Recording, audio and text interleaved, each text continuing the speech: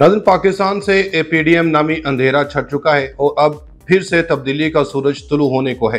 जिन ताकतवर कंधों को पीडीएम ने इस्तेमाल किया और मतलब निकलने के बाद इन्हें साइड लाइन करना चाहा, अब वही कंधे इस इत्तेहाद की ईंट से ईंट बजाने में मगन है और इसकी पहली कड़ी इमरान खान का दोबारा सियासत में आना है। दोस्तों, आज की वीडियो पीटीआई के लिए बायस मुसरत है और इमरान खान के मुखालिफिन के लिए बायस जलालत है।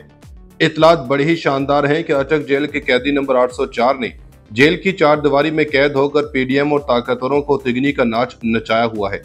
सिर्फ यही नहीं, खबर यह भी आई है कि बड़ों ने इमरान खान से बड़ी मुलाकात तय कर ली है और बहुत जल्द मुल्क की सियासत में एक हंगामा खेज तब्दीली आने वाली है। वो तब्दीली क्या है, आगे चलकर इसी वीडियो में इसका जवाब दिया जाएगा। जबकि कुछ ये खबरें भी शेयर करते चलें कि इमरान खान को बड़ी कामयाबी मिल गई और नई इंतखाबात की तारीख भी दे दी गई। खबर यह भी है कि अब सुप्रीम कोर्ट ने पीडीएम के साथ साथ निगरान हुकूमत के गिर्द भी शिकंजा कस दिया। सुप्रीम कोर्ट नए इंतखाबात के मामले पर पीडीएम के खिलाफ कौन सा बड़ा कदम उठाने वाली है? अटक जेल में इमरान खान की किससे मुलाकात तय हो गई है? क्या इमरान खान को दोबारा सियासत में लाने का सोच लिया गया? बड़ी खबरों ने तहलका मचा दिया। नाज़रीन, पीडीएम पाकिस्तानी सियासत का वो गुडड़िया है जो शेर आने की झूठी इतला बार बार देता है, लेकिन जब असल में इसका सामना शेर से होता है तो दुम दबाकर भाग जाता है।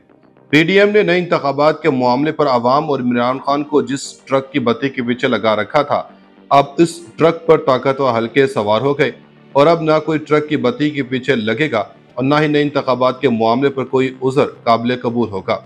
खबरें आई हैं कि अब नए इंतखाबात के मामले पर सुप्रीम कोर्ट ने भी बड़ा एक्शन लेने का फैसला कर लिया है और इस हवाले से अदालत उज़्मा में जो रिपोर्ट पेश की गई है, इसमें इत्तेहादी टोले की सारी कारस्तानियां दर्ज हैं।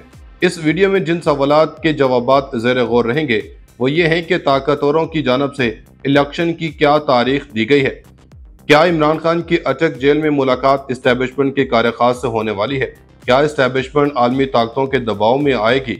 बड़ी खबरें आ गई। इमरान खान दोबारा वज़ीर-ए-आज़म, इस्टेब्लिशमेंट से मामला तय, तहरीक इंसाफ को बड़ी कामयाबी मिल गई, ताकतवरों ने इलेक्शन की तारीख दे दी, इमरान खान ने सब के गिर्द शिकंजा कसवा दिया, सुप्रीम कोर्ट ने अहम रिपोर्ट हासिल कर ली, शाहिद खान अब्बासी और जरदारी भी घेरे में आ गए। नाज़रीन, खान साहब पाकिस्तान की वज़ारत उज़्मा से क्या हटे, मुखालिफिन के लिए जहर कातिल बन गए। सिर्फ पाकिस्तानी अवाम में नहीं बल्कि मुल्की अदलिया भी इमरान खान को हटाए जाने पर पीडीएम को आड़े हाथों लेने लगी है। क्या इमरान खान की जेल में इस्टेब्लिशमेंट के बंदे से मुलाकात होने वाली है? इसका जवाब देने से पहले हम आपको बताते चलें कि नैब तरामीम से किस किस मुलजम को फायदा पहुंचा। नैब ने अदालत में रिपोर्ट पेश कर दी। तफसीलात के मुताबिक सुप्रीम कोर्ट में नैब तरामीम के खिलाफ चेयरमैन पीटीआई इमरान खान की दरख्वास्त पर समाअत हुई। नैब तरामीम से रवां साल फ़ायदा उठाने वालों की तफसीलात अदालत में पेश कर दी गई। तरामीम से फ़ायदा उठाने वालों में साबिक सदर आसिफ जरदारी, साबिक वज़ीर-ए-आज़म शाहिद खान अब्बासी समेत दीगर शामिल हैं। नैब रिपोर्ट में कहा गया कि रवां साल 30 तक 12 रेफरेंस नैब अदालतों में मुंतकिल हुए। मंजूर, कादिर काका, खुर्शीद, अनवर जमाली और अनवर मजीद के नैब मुकदमा मुंतकिल हुए। जाली अकाउंट्स केस के मरकजी मुलजम हुसैन लवाई का केस भी नैब के दायरा इख्तियार से निकल गया। एहतसाब अदालत ने आसिफ जरदारी के खिलाफ पार्क लैन रेफरेंस तरमीम के बाद वापस कर दिया। रिपोर्ट के मुताबिक ओमनी ग्रुप के अब्दुल गनी मजीद के खिलाफ नैब केस भी एहतसाब अदालत में वापस चला गया। रवां साल मजमूई तौर पर 22 मुकदमात एहतसाब अदालतों से वापस हुए, जबकि तरामीम की रोशनी में 25 मुकदमा दीगर फोरम्स को मुंतकिल किए गए। याद रहे कि गुज़श्ता रोज चीफ जस्टिस पाकिस्तान ने नैब तरामीम केस में रिमार्क्स दिए, संजीदा मामला है कि 49 करोड़ करप्शन करने वाला नैब से बचकर आज़ाद हो जाएगा।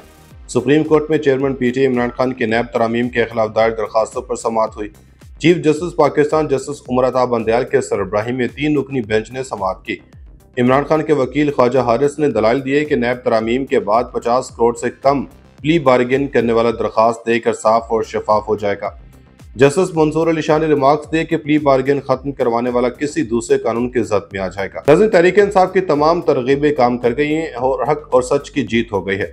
नून लीग ने अपनी मोरूसी सियासत को तर्क न करके सिर्फ नवाज शरीफ को ही नहीं बल्कि इनकी पुश्तों का भी पाकिस्तानी सियासत में मुस्तकबिल तारीकियों में धकेल दिया।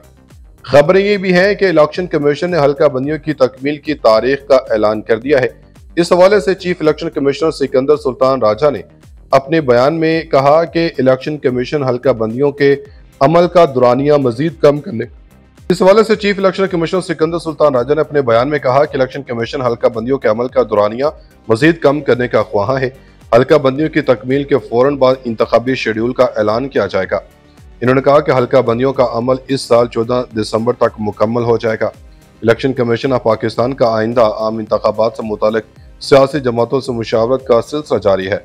आज चीफ इलेक्शन कमिश्नर से मुस्लिम लीग काफ, तहरीक लब्बाइक पाकिस्तान, अवामी नेशनल पार्टी बलूचिस्तान अवामी पार्टी और बलूचिस्तान नेशनल पार्टी के वफूद ने मुलाकातें की। इलेक्शन कमीशन के एलामिया के मुताबिक चीफ इलेक्शन कमिश्नर से मुलाकात में तहरीक लब्बाइक पाकिस्तान के वफद ने कहा कि रिटर्निंग अफसर अदलिया से ना लिया जाए, वो इलेक्शन बेहतर तरीके से नहीं करवा सकते और हल्का बंदियां जल्द मुकम्मल करने के लिए अमला बढ़ाने का मुतालबा किया। रहनुमा काफ लीग गुलाम मुस्तफ़ा मलिक ने कहा कि इलेक्शन 90 रोज के अंदर हो या 190 रोज के अंदर, लेकिन साफ और शफाफ होने चाहिए और इसमें तमाम सियासी जमातों को भरपूर अंदाज में अपना लाहा अमल और मंशूर अवाम के सामने रखने की खुली इजाजत होनी चाहिए। इलेक्शन कमीशन के मुताबिक हल्का बंदियों के अमल का दुरानिया कम करना ज़ेर गौर है। हल्का बंदियों के फौरी बाद इलेक्शन शेड्यूल का ऐलान किया जाएगा। ज़ाब्ता अखलाक पर सियासी जमातों से अलग मुशावरत होगी। नाज़रीन, अब आपको बताएं कि कैसे इमरान खान की डील तय हो चुकी थी और कैसे इमरान खान दोबारा वज़ीर-ए-आज़म बनने वाले थे। इस हवाले से साबिक वज़ीर दिफा और पीटीआई पार्लियामेंटेरियंस के चेयरमैन परवेज खटक ने दावा किया है कि 9 मई का वाक़या न होता तो सब कुछ तय था, इमरान खान दोबारा वज़ीर-ए-आज़म भी बन जाते। इन्होंने निजी टीवी चैनल एयरवे न्यूज़ के प्रोग्राम में गुफ्तगू करते हुए कहा कि 9 मई के वाक़यात के बाद 20 दिन रूपोश रहा। ये वाक़यात नहीं होने चाहिए थे। ऐसी कोई मालूमात नहीं थी कि सारा वाक़या एक ही इदारे के खिलाफ जाएगा। इन्होंने कहा कि लड़ाई इस बात पर शुरू हुई, एक दिन बाजवा साहब साबिक आर्मी चीफ ने कहा कि बस मैं और नहीं कर सकता, ऑर्डर्स बहुत हो गए थे, इसलिए बाजवा साहब ने कहा कि अब नहीं कर सकता। परवेज खटक ने कहा कि असद उमर समेत सब ने कोशिश की थी कि डेडलॉक खत्म हो जाए। पार्टी छोड़ने तक डेडलॉक खत्म करने की पूरी कोशिश की। 3 मौके आए, अगर बातें मान ली जाती तो 9 मई का वाक़या होता भी नहीं। बातें मान ली जाती तो चेयरमैन पीटीआई दोबारा इलेक्शन में जीत भी सकते थे। साबिक वज़ीर आला केपीके ने कहा कि अपोजिशन के दोस्तों ने कहा था कि एमएनएस ले आए, हम आपको वज़ीर-ए-आज़म बना देते हैं। मैं कोशिश करता तो वज़ीर-ए-आज़म बन भी सकता था, लेकिन ऐसा नहीं किया। इनका कहना था कि पीटीआई में अब वापसी का फैसला मुश्किल है क्योंकि चेयरमैन पीटीआई एतमाद नहीं करते और बात दिल में रखते हैं। वो कानों के कच्चे हैं, अगर कोई छोटी सी बात भी बता दे तो इसको दिल में रखते हैं। बहुत हो गए थे, इसलिए बाजवा साहब ने कहा कि अब नहीं कर सकता। परवेज खटक ने कहा कि असद उमर समेत सब ने कोशिश की थी कि डेडलॉक खत्म हो जाए। पार्टी छोड़ने तक डेडलॉक खत्म करने की पूरी कोशिश की। 3 मौके आए, अगर बातें मान ली जाती तो 9 मई का वाक़या होता भी नहीं। बातें मान ली जाती तो चेयरमैन पीटीआई दोबारा इलेक्शन में जीत भी सकते थे। साबिक वज़ीर आला केपीके ने कहा कि अपोजिशन के दोस्तों ने कहा था कि एमएनएस ले आए, हम आपको वज़ीर-ए-आज़म बना देते हैं। मैं कोशिश करता तो वज़ीर-ए-आज़म बन भी सकता था, लेकिन ऐसा नहीं किया। इनका कहना था कि पीटीआई में अब वापसी का फैसला मुश्किल है क्योंकि चेयरमैन पीटीआई एतमाद नहीं करते और बात दिल में रखते हैं। वो कानों के कच्चे हैं, अगर कोई छोटी सी बात भी बता दे तो इसको दिल में रखते हैं।